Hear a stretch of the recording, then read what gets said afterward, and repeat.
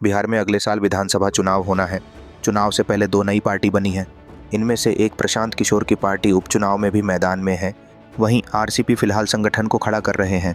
ये दोनों ऐसे नेता हैं जिनकी गिनती नीतीश कुमार के करीबियों में होती थी।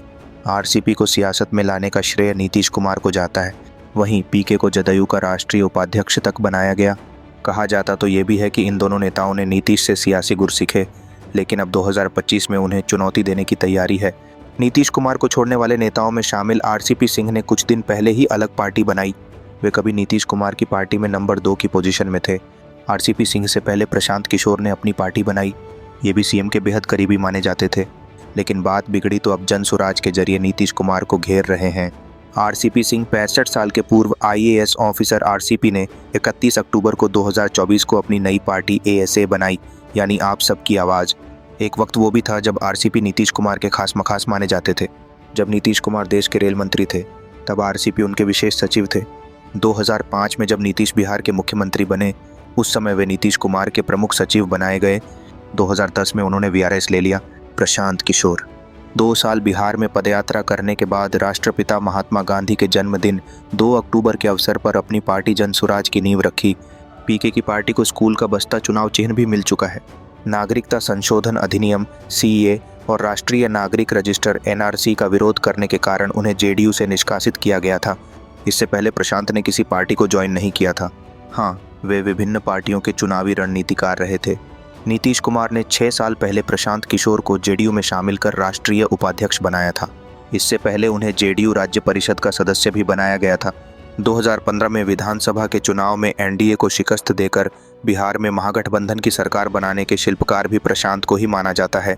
मुद्दे पर विवाद ने रिश्ते में खटास बढ़ाई और दोनों के रास्ते अलग हो गए। बाद में सीएम नीतीश कुमार ने यह भी कहा कि अमित शाह के कहने पर प्रशांत किशोर को पार्टी में पद दिया था। उपेंद्र कुशवाहा 28 अक्टूबर को उपेंद्र कुशवाहा का बयान बक्सर से आया कि कुछ लोगों की साजिश के कारण लोकसभा चुनाव में काराकाट सीट से परिणाम आशा के अनुरूप नहीं आया। साजिश करने वाले फिर भी उन्हें सांसद बनने से नहीं रोक सके। ये उन्होंने कहा कि कुछ लोग आरोप लगाते हैं कि उपेंद्र कुशवाहा बार बार रास्ता बदल लेते हैं। मैंने रास्ता बदला है, लेकिन मंजिल नहीं। बता दें, काराकाट से लोकसभा का चुनाव हारने के बाद एनडीए से राज्यसभा भेजा गया। अगले विधानसभा चुनाव को देखते हुए कुशवाहा वोट बैंक की अहमियत समझते हुए ऐसा किया गया। राजद ने भी अभय कुशवाहा को आरजेडी संसदीय दल का अध्यक्ष बनाया। नीतीश कुमार ने भगवान कुशवाहा को विधान परिषद भेजा। बीजेपी ने कुशवाहा सम्राट चौधरी को डिप्टी सीएम का पद दे रखा है। उपेंद्र कई बार नीतीश कुमार से अलग हुए और फिर साथ, लेकिन इस बीच अपनी पार्टी भी बनाते रहे। उनकी पार्टी में यह नारा खूब गूंजा करता था, बिहार का मुख्यमंत्री कैसा हो, उपेंद्र कुशवाहा जैसा हो। जीतन राम मांझी अपने बयानों से हमेशा चर्चा में रहने वाले नेता हैं। नीतीश कुमार की पार्टी में रहकर मुख्यमंत्री पद हासिल किया, हटाए भी गए, लेकिन अलग पार्टी बनाकर काफ़ी कुछ हासिल किया। अभी इमामगंज उपचुनाव में अपनी बहू को हम पार्टी से टिकट दिया है। इनके बेटे संतोष मांझी एमएलसी हैं और बिहार सरकार में मंत्री हैं। 2014 से फरवरी 2015 तक बिहार के सीएम रहे मांझी जीतन राम मांझी को नीतीश कुमार ने मंत्री बनाया और उसके बाद मुख्यमंत्री भी। 2015 में सीएम पद से इस्तीफे के बाद उन्होंने नई पार्टी हिंदुस्तानी आवाम मोर्चा बनाई। 2015 के विधानसभा चुनाव में उनकी पार्टी को हार का सामना करना पड़ा। 2019 का लोकसभा चुनाव वे महागठबंधन के साथ लड़े, लेकिन फिर करारी हार का सामना करना पड़ा। 2020 के विधानसभा चुनाव में मांझी एनडीए के साथ हो गए और उनकी पार्टी हमको बिहार में 4 सीटें हासिल हुईं। इसके बाद मांझी ने घोषणा की कि वे चुनावी राजनीति से संन्यास ले रहे हैं, अब चुनाव नहीं लड़ेंगे। राम बदन राय 20 सूत्री के उपाध्यक्ष थे।